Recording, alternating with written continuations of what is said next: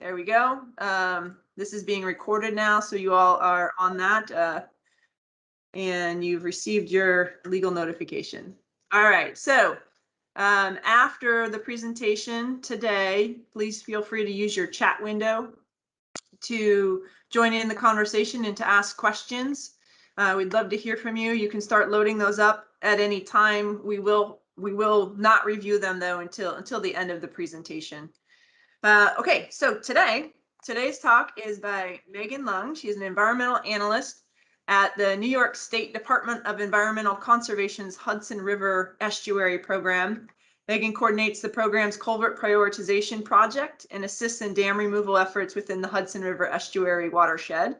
She is a proud University of Michigan Wolverine with a BS in ecology and evolutionary biology and history. And I will also add, seems to also be a very proud Midwesterner as well, though she resides in New York. Today, she's sharing with us her knowledge and experience in completing barrier removals and connecting to project partners within the Estuaries program. And with that, I would like to turn things over to Megan. Thanks, Kathy. Can you hear me okay? Okay, wonderful. And I'll clarify that even if I've lived in New York for quite a few years now, it'll be pop until the very end instead of soda. There we go. So hopefully you just see my slide here with my mouse and not my notes. But I'm going to try to talk for about 40 to 45 minutes because I'd like to leave a lot of time for discussion and interaction because I feel that stakeholder engagement is something that is different for every state, every partner, every project. I certainly learned something new. And if you catch that, I shift from looking here to here. I have two screens and my PowerPoint is actually on the screen with my computer. So I'm not trying to be weird and ignore you all. But we'll go ahead and get started. I know for those of you on the phone, occasionally I'll try to remind myself, but up here in the upper right-hand corner is where you can find my slide numbers if you're following along on the phone. So like Kathy said, I am not an engineer. I'm a biologist who just happens to really talk a lot. I skated through without ever having to take a fish biology course or an engineering course, and that kind of kicking myself for that nowadays. But this is kind of how I describe my work to my family. This is the storybook, The Three Billy Goats Gruff, if anyone ever grew up reading that story. And what I tell my family I do is precisely, let's see if this arrow right here. I am that troll down here. So I'm from the lower peninsula of Michigan, from southeast Michigan. So in Michigan, if you are from the lower peninsula, you live south of the Mackinac Bridge, and you're called a troll. And then we call those who live in who are from the upper peninsula, Yoopers. So I am a professional troll for a living, is kind of what I tell my family. A quick outline of what we're going to be talking about. I'll introduce my program briefly. So I work on behalf of the DEC, and by extension, I work on behalf of the Hudson River. We'll talk a bit about our culvert prioritization project. So for those of you who have heard me talk before, I apologize. It's going to be a bit of a repeat, and I saw Stephanie Fasheen in there. So sorry, Stephanie. It's all going to be old news to you. Then we'll talk a little bit about how our program has been prioritizing for dam removal. Spoiler alert, we don't really. And then we'll go through a couple of case studies on kind of how stakeholder interaction has gone really well and how it's gone not so well and how we've adapted to those situations with barrier removal. Then in the last section, we're going to talk about streams and DEIJ and the intersection between them. So it's not going to be scary, I promise you. So for those of you who have never had the pleasure of visiting the Hudson Valley, this is our mighty Hudson River, America's River. This is the Hudson River at Bear Mountain Bridge. This picture is taken by a former colleague of ours who's now retired and works for Clearwater, Steve Stan. But, you know, having come from like a state that is also rich in water, but rich in lakes and not so much in big rivers and mountains like this, I'm always like kind of struck every time I get to drive by the Hudson or cross it or come in contact with it, just how beautiful it is. So just a reminder for us to enjoy kind of, you know, the beauty of the natural resources that we're working on behalf of. So the estuary program, so I'm also I'm an employee of New EPIC. New EPIC is my technical employer, so I'm a contractor for New York State, but that gets confusing. So I just that I work on, you know, I work on, you know, on behalf of the river. But our program is a non-regulatory program of the DEC. So we sometimes are known as like kind of the softer side, because although we sit in a regulatory and enforcement agency, we do not have regulatory or enforcement powers. So we have kind of like a different interaction and ability to engage with people. So our main mission is to help people enjoy, protect, and revitalize the Hudson River, its valley, and the entire watershed. So we were established by an act in the New York State Legislature in 1987. And we're organized around an action agenda and advisory committee. So we receive a lot of feedback on what issues what issues we should be working on behalf of the river and its people. And we're currently organized around 6 benefits. We have a new draft action agenda that is out and available for comment and view on our website. And my work mostly focuses around these 2 blue categories. So our healthy tributaries, because after all, the Hudson is the sum of many wonderful and great tributaries, big and small, and also climate adaptive communities. So where the people aspect comes into effect, as we expect to see more dramatic climate change in the future.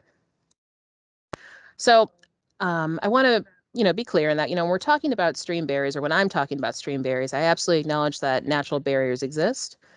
And shameless plug to get my dog's picture out there. This is my dog at Black Creek, one of the tributaries to the Hudson. And just not all of our human infrastructure is a barrier or a problem. So this bridge at Black Creek Preserve, it's a scenic Hudson property in Ulster County. Completely invisible, on behalf of the stream. We've got a lot of connection with the floodplain. There's dry passage. The stream has room to be a stream. And that's kind of what we want to see in the ideal. So you may be wondering, as I wondered before I took this position, what the heck is a culvert? And the answer can kind of vary. But culverts, when I'm talking about them, are basically structures that allow water to flow from one side of the road to the other. And they can be box shaped, they can be round like this one, they can be made out of plastic, they can be made out of concrete. My former supervisor, Andrew Meyer, once saw a culvert that was kind of upcycled from a railroad cart. So that's creative. So they're really everywhere. And in particular in New York State, 20 feet and under is kind of what we consider that culvert. Once you get wider than 20 feet, I believe the regulations change. That's when they call it a bridge. So I have absolutely walked through culverts that are technically classified as bridges, but they're very much, round metal culverts. And it's kind of, if anyone's ever seen like the movie or the miniseries it's kind of how I feel sometimes in my field work. So addition to culverts, we also have a lot of dams in the watershed. There are over 1,500 dams that are regulated within the Hudson River Estuary watershed. And these are, certainly like, true big barriers that we traditionally think about when we think about barriers to fish passage. So, this dam is breached after all. So you see my boss, Scott Cuppet here.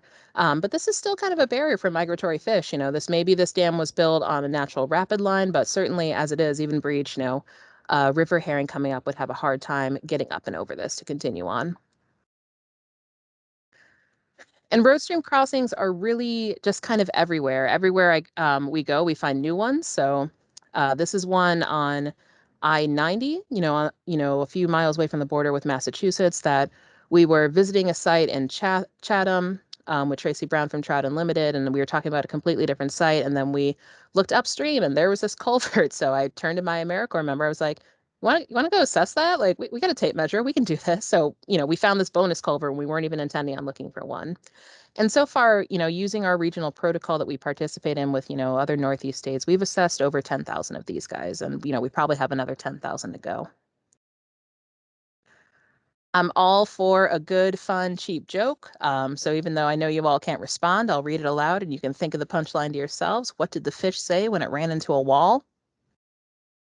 Damn. A good old classic.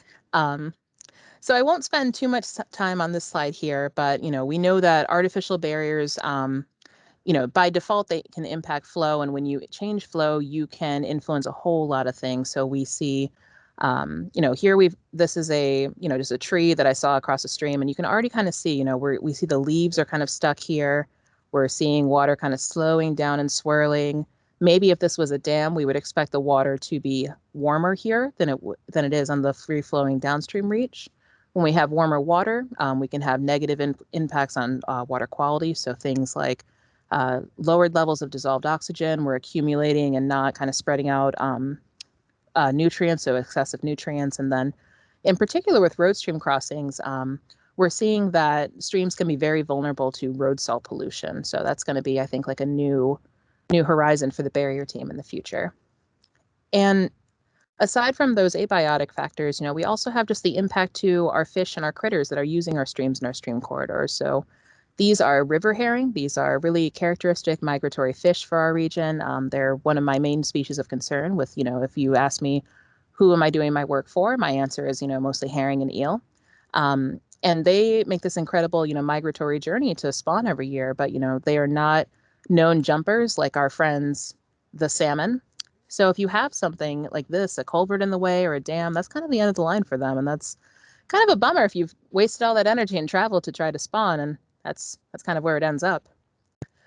So it doesn't take a lot to make a barrier when we're talking about culverts. And certainly, some organisms are better equipped than others. So salmon, we know, are fantastic jumpers. But if I'm the salmon, I not only have to, make my journey, make it past all the bears who are probably trying to eat me around this time of year, and make the leap into this culvert, I potentially have to swim through something where the water is potentially shallower, it's going faster, and I might have to swim continuously for 60 feet in something that has no sediment. I have nowhere to rest. So, salmon, say you make that jump and you're the salmon, you make it in. If you stop midway through to rest, you might get pushed all the way back out and then have to start all over again. So that's, a huge energetic cost when, their main goal at this time of life is to spawn.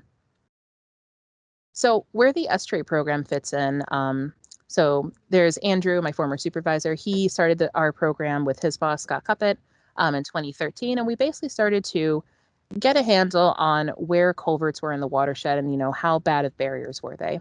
And we do that by conducting assessments through the North Atlantic Aquatic Connectivity Collaborative, which is a mouthful. So now I'm just going to say NAC for the rest of my presentation. And these NAC assessments give us a way to compare culverts all throughout the Northeast, apples to apples, and see what degree is this a barrier for fish and wildlife. So we get a score we call passability out of it. We also have a partnership with the Water Resources Institute at Cornell University, and they have developed a model that is based in, currently it's based in GIS Model Builder with some Python scripts. And that gives us kind of an idea of, in a vacuum, what's the maximum storm size that a particular culvert could accommodate before it overtops the road. And what we do now is that, we get all these data back, we collect all these pictures for the communities, and we work with them and provide some funding to hopefully design some management plans. So coming up with a way for them to prioritize their own infrastructure and make improvements when relevant funding opportunities come up, and then design replacements for top candidates that might be a win not only from an aquatic connectivity standpoint, but also from a resiliency standpoint. So in the Northeast, we're expected to get much more intense rain events. We want to make sure that our infrastructure is ready for that because, although culverts can be a nuisance for stream ecology, they're absolutely vital for us, us as people. And then the last part is the most fun part, which all of these could take years. This could probably take a day, but it's the actual implementation of these structures. So putting in the new culvert, removing the dam. So these things that are kind of over relatively quickly compared to the buildup to them. So this is just that NAC website that I mentioned. So this is the homepage. NAC has a variety of protocols that are out. We use mostly the non-tidal protocol, this first one. We also provide free training to folks who want to, join up and get involved with the mission. They also have a tidal protocol that I believe they're trying to schedule the field component. That's more for, where the Hudson is tidal itself, but we have relatively steep streams, so our tidal crossings quickly run out, but for places like the Long Island Sound. There's also a terrestrial connectivity protocol that the training is now out and live for. And then soon they're hoping to release the training for the vulnerability assessment, so looking at the structural condition of these culverts. And then this fancy chart is currently how kind of how we go from getting NAC data to putting into a Python script and getting some results out. So we're currently making improvements to this to make this more user-friendly, but right now we model our crossings in a vacuum, so we're not looking at crossings in series, which is a goal for hopefully the future. And we model for current conditions and projecting out into 2050, accounting for climate change. My apologies to all of you who are no doubt trying to read this map. This is my obligatory map slide. I can't not make a presentation without a hard to read slide. But this is just a map of our watershed. So this is our program boundary. We include this nubbin of we include all of Rockland County, even though right here is where we go into the Mahwah in New Jersey. But we extend all the way from the Battery all the way up to the federal dam at Troy. And these are all the artificial barriers that we have documented so far. This map is a couple years out of date, so it's even harder to read, but you can really see how streams quickly become chopped up. And we cannot do this without the effort of all of our partners. So that goes from our, our county and our local municipalities to more regional groups like Trout Unlimited and the Housatonic Valley Association. So this work is not possible without partnerships. And mostly with this is that, we collect a tremendous amount of data, and it takes a lot of time to bring that data to folks and meet them kind of where they're at and make it so they can engage properly with the data. So this is an example out of some work that Trout Unlimited did with us in the towns of Copake and Hillsdale. So over here we have kind of our NAC evaluation. So NAC evaluations range all the way from severe barrier, this is the worst of the worst, to, this isn't essentially a no barrier. This is an invisible crossing from the perspective of a critter using it. So, about a third of our crossings are kind of ones where we'd want to address, where we can really reconnect some streamways, but then also looking at flow. So here we have the various events, and these are taken from that Cornell model. Here we have current conditions, over here is projected to 2050, and we see a good chunk of our crossings, and granted our model is very conservative, but a good chunk of crossings aren't able to successfully pass, even that 10-year flow event. And then when we factor in climate change, we have some crossings that are predicted to no longer be able to successfully pass that where maybe they once were. So this is kind of like where the rubber meets the road for a lot of municipalities.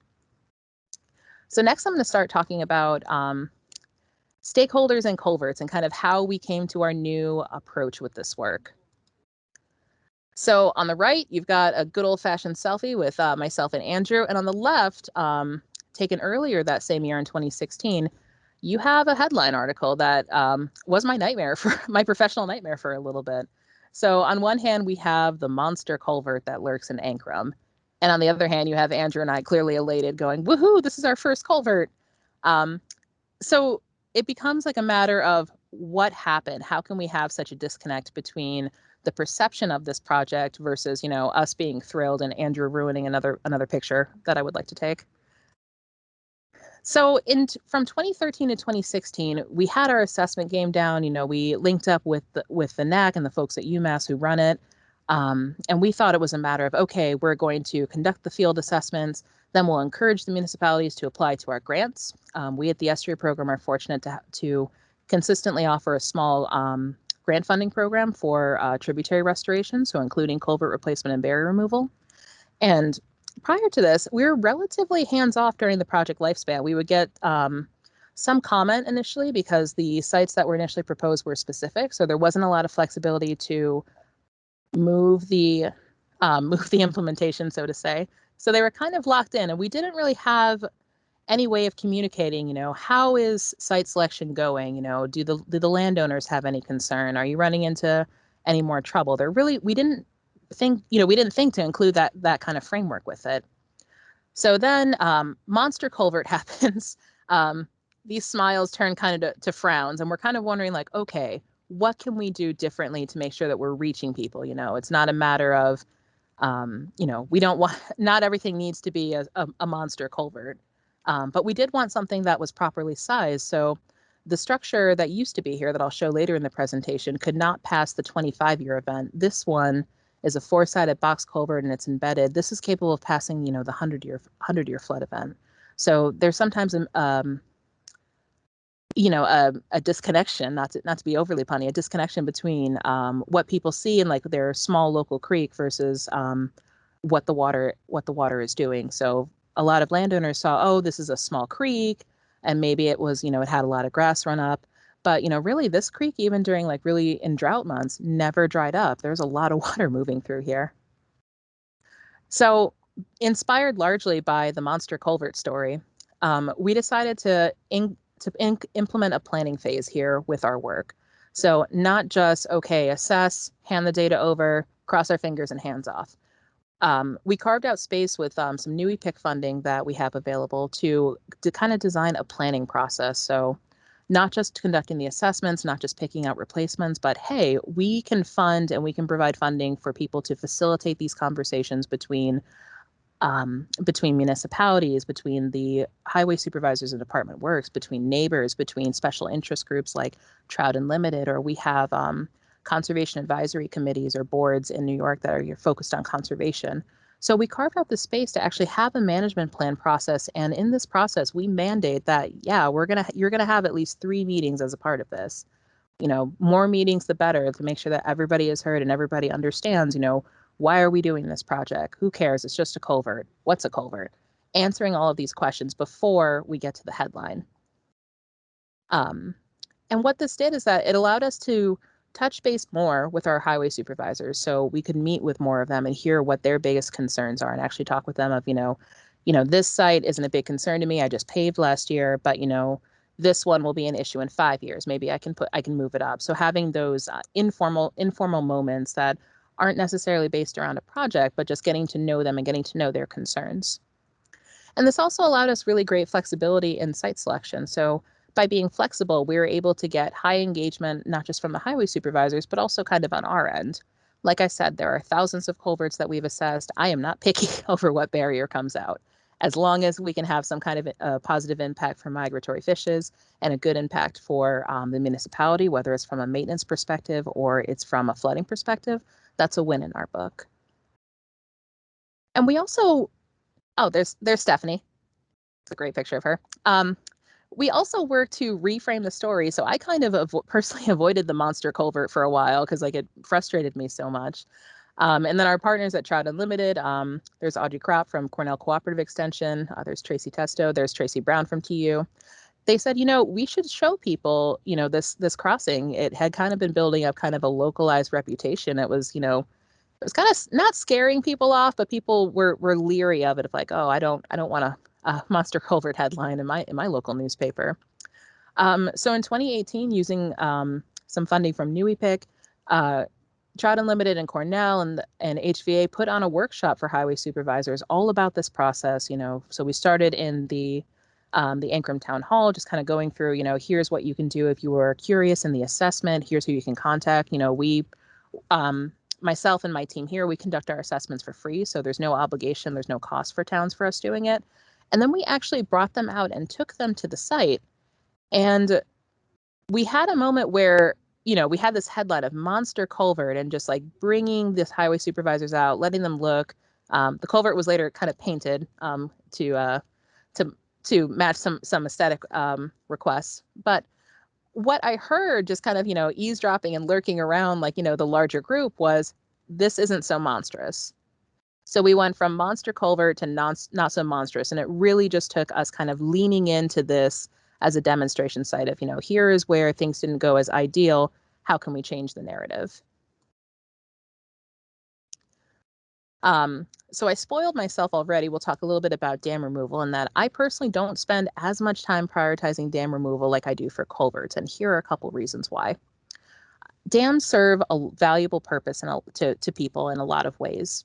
Flood control, water supply, they may be scenery, there may be historical or emotional connections.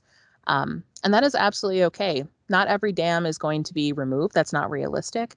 And it's not our business I'm on slide 25 for folks who are on the phone. I apologize. But not every dam is going to be one that is going to come out. And, for us as we are not the dam owners, we have to be okay with that. And as a result, I'm okay with that. And on the other side of this, dam owners have a responsibility to maintain their dam. So this is the Mount Ida Lake Dam in Troy. This was taken in 2019, a couple months before the pandemic. And, we see that they have removed some of the boards and they've lowered the elevation level of former impoundment to remove a hazard. And I believe the city of Troy is going through a full removal of this, but don't quote me on that. So we can also have a disconnect here between a dam owner who may want to remove their liability versus folks who may have an attachment to the impoundment, or they may see a benefit from it from a scenery or recreational purpose. In New York State, we're not strangers to the dam removal game, but it is still a fairly new process for us that we're still trying to optimize and figure out what is the best approach for this. So we've learned to be a little bit strategic and recognizing that ownership of a dam can change. You can be working with an owner for 10 years and then the dam could be sold and then the new owner may not be interested in removal, and that's okay. So that's kind of one reason why I try not to get too heavily invested from a biological standpoint about what a model tells me may be the best dam. In some cases where there's a lot of energy, in other states like in Massachusetts and Pennsylvania, they have tremendous energy behind this. We are still building up to that in New York. We're still building that capacity with, here at the DEC and then also for our partners. So we have some dams that would be absolutely tremendous to remove. They could, restore 50 miles of, river connectivity habitat. But if the owner is not interested, we don't have a project. And if we don't have a project, that's one less opportunity where we can share the story with others and use it as a case study to show others what that looks like. So what we've done instead is really listening to dam owner concerns and funding folks to kind of do more of this outreach. So I'm one person, my boss is one person. We can't reach everyone, but we did come up with, we have been funding Riverkeeper, and this is Dr. George Jackman, who is an absolutely marvelous human being if you ever get the chance to work or meet with him. And we've been funding Riverkeeper and George to do some of this outreach to owners to figure out hey, is this dam a concern for you? Would you be interested in removal? And going at it from the perspective of our issue, which, in this case, it's migratory fish, may not be a dam owner's biggest concern. Their biggest concern may be liability. It may be that the dam is contributing to flooding, and they're concerned about that. But by being flexible, we know that their biggest concern could be one of our issues. And I'll go through one of our tried and true examples. This is the dam formerly known as Shap, and the east branch of the Wappinger Creek in Dutchess County. So this dam came out in 2016. But the owner's biggest concern, I can't see the chat, otherwise I would ask some questions, but the owner's biggest concern here was this dam was potentially attached to the foundation of her house. So if a dam, and this dam was breached as well, so this was not doing it, it was not performing its initial function, and it was a potential liability because if the dam were to go, there was a risk of damage to the house. So this was kind of a win-win-win.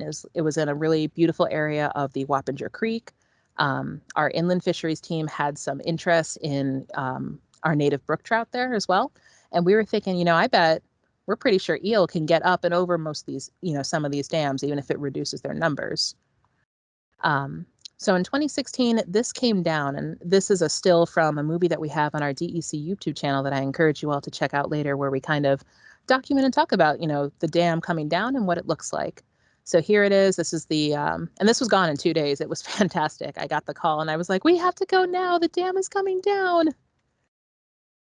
And here's kind of what it looks like today. So the contractor they maintained some of the initial portion of the dam to help stabilize this bank. So they used a saw to cut through to separate it, remove it. Here is some of our inland fisheries crew, and there's Stephanie front and center, doing some follow-up electro fishing surveys. This ended up reconnecting 5 miles of upstream habitat on the east branch of the Wappinger Creek for our resident fish, like our brook trout, our creek chubs, and of course the American eel.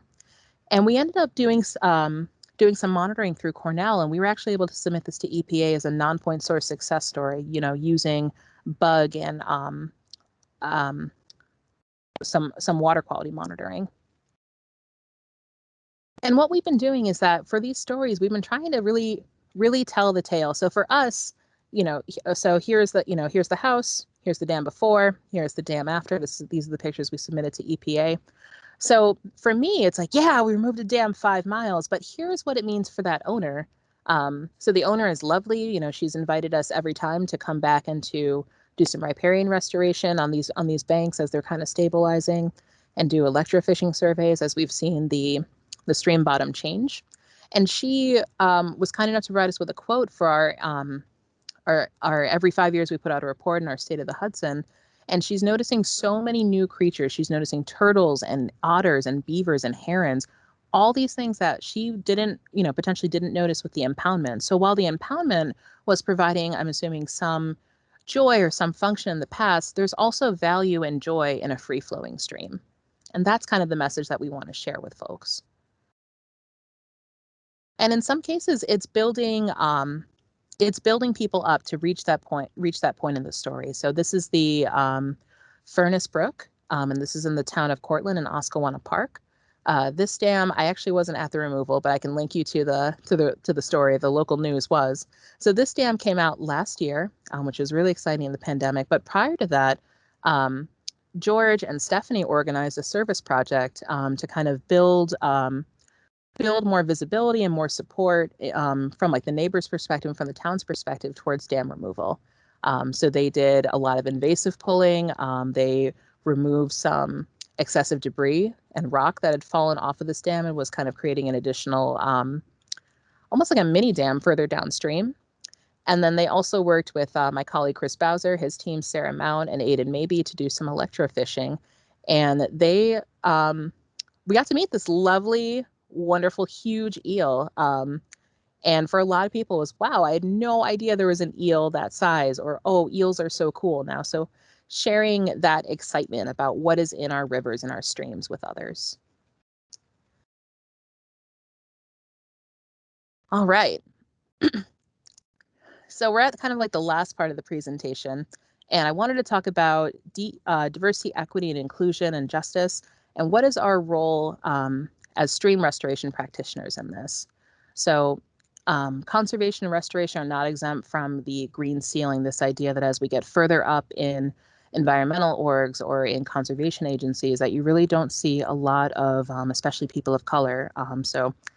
Spoiler alert, if you haven't guessed, I am a brown woman, so I feel this very, very keenly. You know, when I was in school, you know, reading about and looking up to scholars and practitioners in my field, I didn't really see anyone that looked like me. And I think we can work to change this. And keeping in mind this idea of, as we're restoring streams, keeping in mind who we might be forgetting. So I'm going to tell two stories here. So a couple years ago, we were on a dam tour. We were looking at dams that potentially had some potential to come down as the owners were no longer interested in hydropower. And this particular site was a little sketchy. You can see some rust on the railing, but we were at, you know, kind of the upper viewing platform above the dam at the impoundment, and like the contractor who was showing us around was rather nervous about us being on the platform. You know, some of us like were in just like, you know, sneakers, and we didn't have hard hats. So it was, you know, I'm sure like, you know, a safety liability concern for him. So he was constantly ushering us away from the railing, probably for our own good. You know, but as we got to this lower section, we noticed this young man fishing. It was a wonderful day. I was having an absolute blast. And we all kind of saw this guy fishing. We're like, this is awesome. Like, you know, this is so lovely to see. Like, it's a nice day. It's a Friday. People are out casting their lines.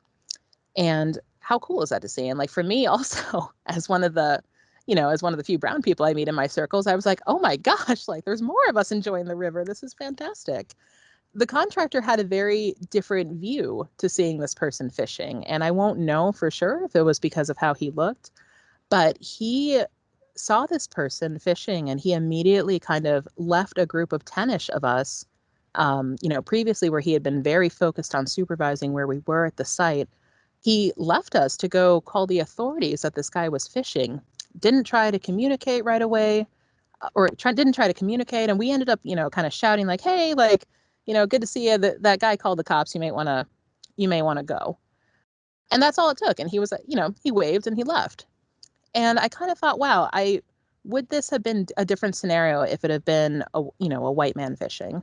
So those little things that we're thinking about as we're thinking about restoring streams and like what our streams can look like, you know, both for people and for critters, I want us to remember that, you know, our field is not exempt from bias, and we want to do our best to combat that where we can.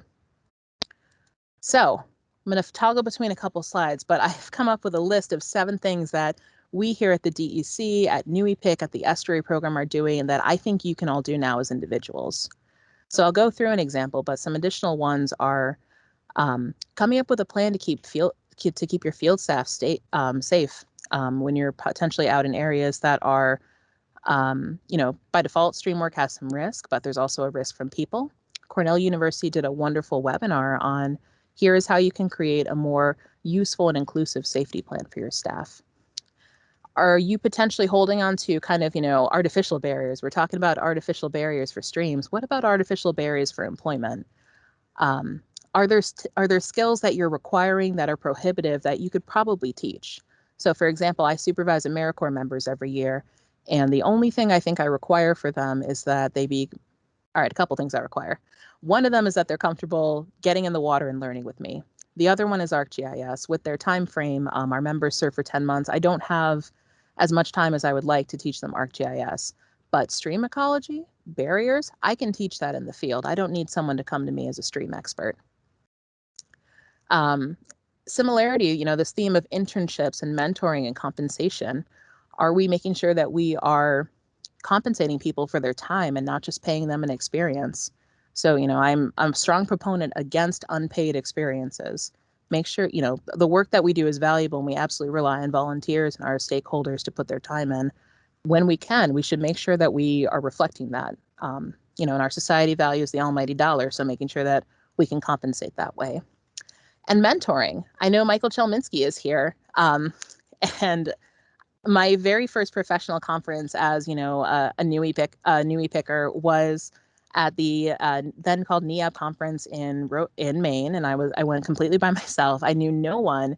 And during the poster session, I met Mike, and he just took me under his wing, this lonely, intimidated young professional. And Mike was my best friend for still a very good friend, but he was my best friend throughout the rest of that conference. I was introduced to people. I didn't have to worry about, am I sitting alone at a meal? And it was absolutely wonderful. And that kindness is something that I will never forget, and something that I really try to encourage when I see young folks who are all alone at a conference.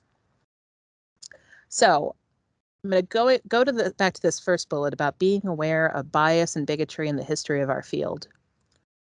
So this is Madison Grant, and Madison Grant was a contemporary of a lot of famous conservationists like President Roosevelt, Gifford Pinchot, Fairfield Osborne, and others.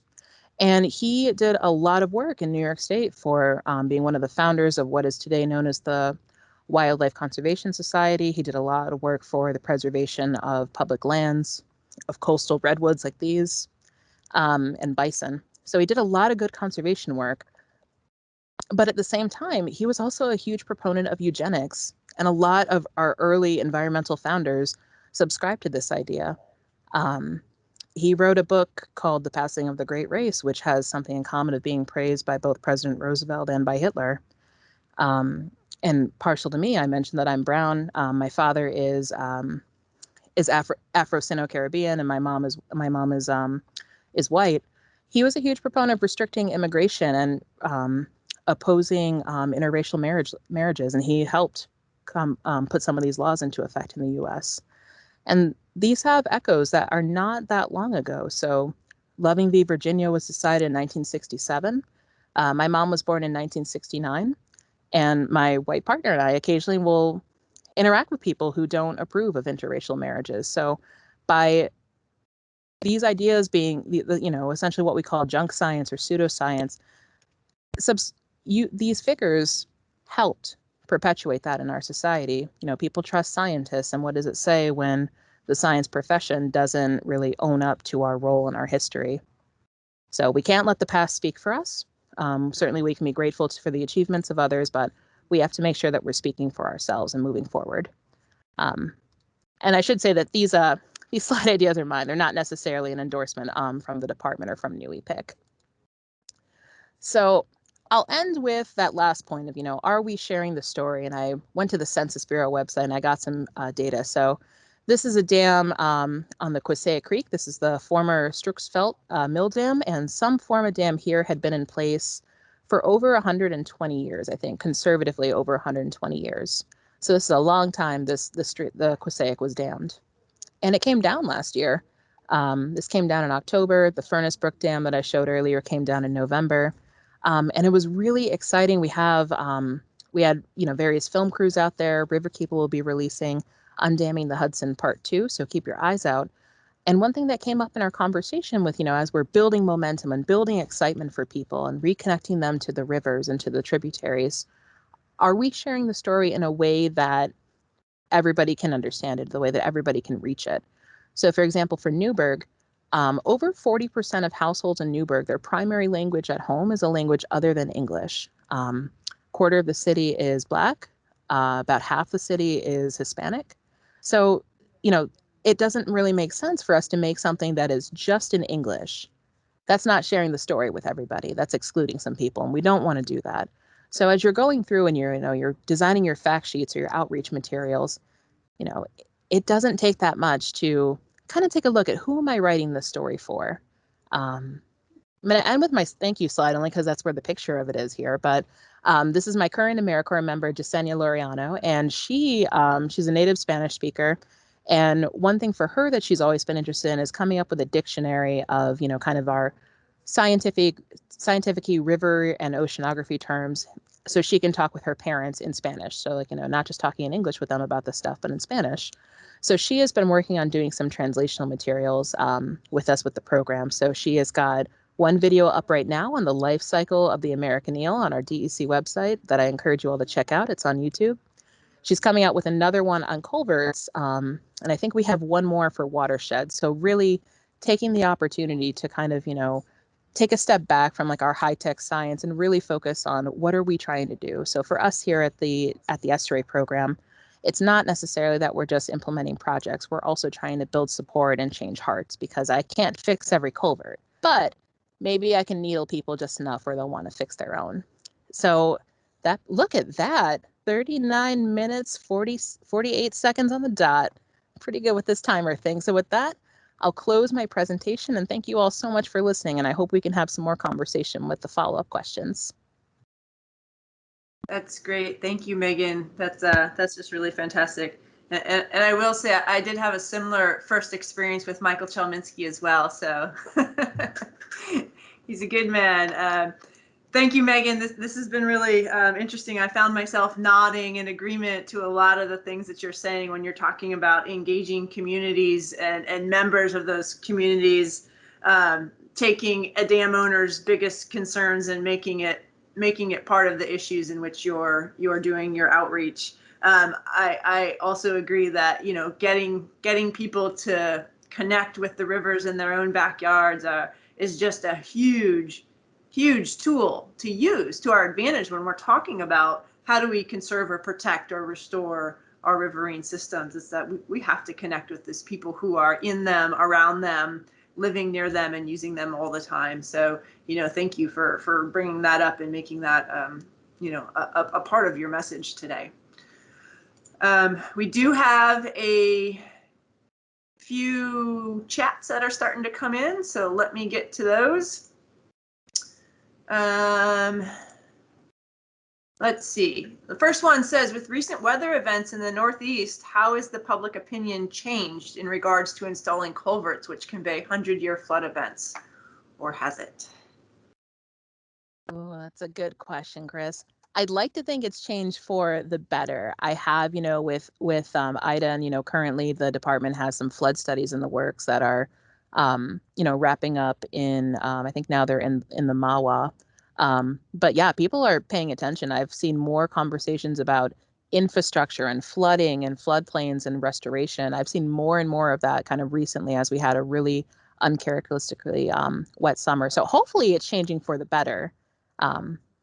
But yeah, that's a great question. I'll let you know when I feel like I get like a better pulse on that one.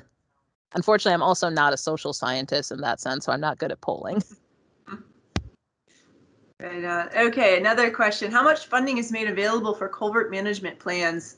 Do the plans take a municipal approach or sub-watershed approach or multi-jurisdictional? Yeah, thanks, Carrie.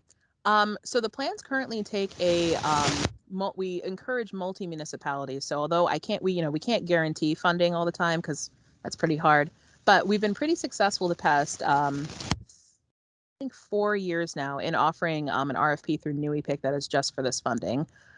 So in that RFP, we just awarded a contract to an engineering firm that's going to be working with the towns of Red Hook and Milan in Dutchess County. But we're kind of piecing them out for about 50,000 a municipality. Tends to get us the plan, that gets us through all those stakeholder designs, and that also gets us between 3 and 4 conceptual level designs. So at the end of the process, the municipality has the plan that they can take to any funding source. And then ideally with those conceptual level ones, it's to the point where they can either replace those culverts in-house in kind. And I have another example that I didn't include in that, but I can send you that one if you like, Carrie. And then ideally they can take that design and then apply it to either, one of our funding streams like the Water Quality Improvement Fund, or Fish and Wildlife also has some culvert money. But about 50,000 a municipality is what we're seeing. And then we encourage, for that RFP, we encourage them at least 2 municipalities, preferably neighboring or sharing a stream, to work together.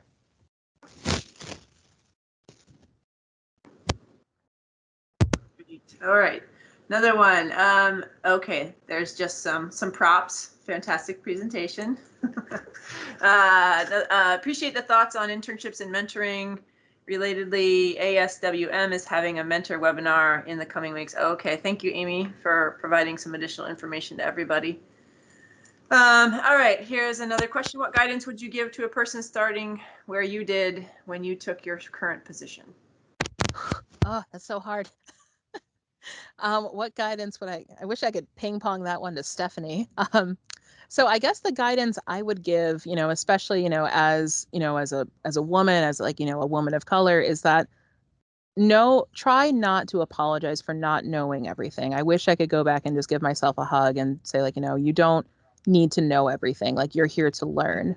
So, don't apologize for not knowing something, and then also open yourself up to really all kinds of experiences. When I interviewed with Andrew, I was at my sister's apartment kitchen table, and I thought I would be doing more dam removal work. And then he mentioned culverts, and I was like, yeah, of course, culverts. And I was like, in the interview, looking at my phone at the definition of it, and I was like, what the hell's a culvert? my sister is a dentist. She's a very smart professional, but she kind of still is just like, so what do you do? And I'm like, it's a great question, Brianna. So be open to new experiences, and you can carve out your own path, and be patient. Great. All right. Could you share some of the barriers to communicating with municipalities and how you've overcome those? Yeah. So I'd say,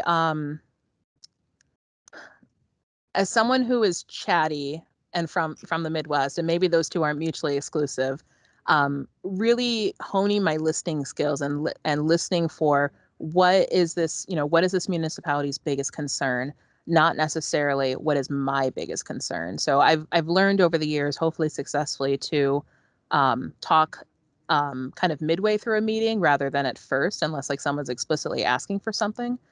So that way I can focus my conversation, or focus what I'm sharing with them, so it's most relevant to them. I don't know if that answers it, Stephanie. We're going to say yes. All right. Next one from Lisa. I appreciated hearing broader perspective on culverts and public opinion. You use your story and presentation is magnificent. All right. I love this. I love this, like, peer-to-peer mentoring.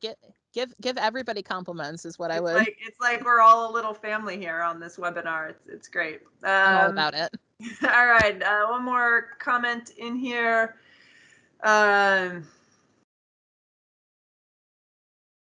Excellent work, Megan. One question I have relates to watershed monitoring after culvert dam removal. Is there any effort to monitor the effects on dam barrier removal on groundwater recharge? This may have effects during low flow seasons. Yeah, not currently. I don't think we're looking at that. Some things that I know Cornell is looking at, we wrote that EPA success story based off of macroinvertebrate monitoring.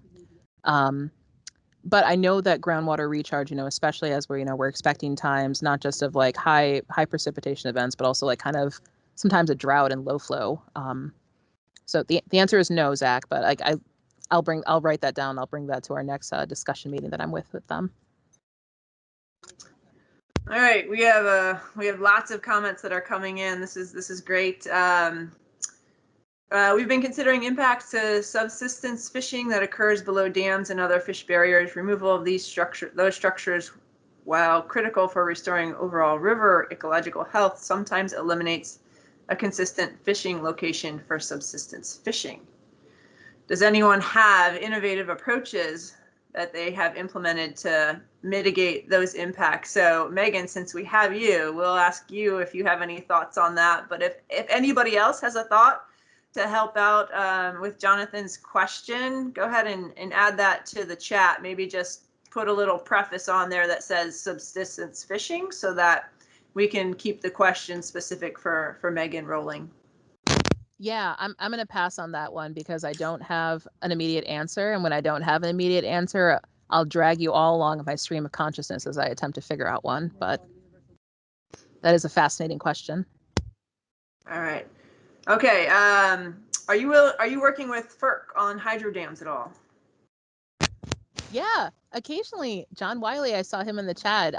We've been working with him a little bit and, doing some of the tours and potentially John was kind enough with his team to let us provide some comment on I think a story map that they're working on, kind of on the relationship and the impact that hydro could have on systems.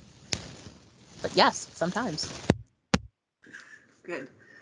Okay. Well, the next four are shout outs to you, Megan, for doing such an awesome job with this presentation, and I will follow that up as well and say thank you so much for talking with us today, sharing your thoughts, and in bringing up some important elements of DEIJ perspective and movement that's really, hopefully here to stay, and that we're seeing things in different ways. We're talking to bigger groups and including everyone in our work as restoration folks, conservationists, and environmentalists all together as one. So, all right, well, I think that's going to close out today's talk. I know I started the recording late and then several of you had a hard time getting into the meeting, so I apologize for that. I think most everyone was in by the point of Megan's kind of outline for her talk. We will be putting this up on our YouTube channel in the next few days, so that will be available. You can always find our YouTube channel through our website for our committee. And we'll have this available soon for everyone. And in case you missed it, our last presenter of the year is Dwayne Shaw from the Down East Salmon Federation. He'll be coming in towards the end of the year to finish out our webinar series. So thank you, Megan. Thank you, everyone, for your questions, for attending. And we look forward to seeing everybody again in the future.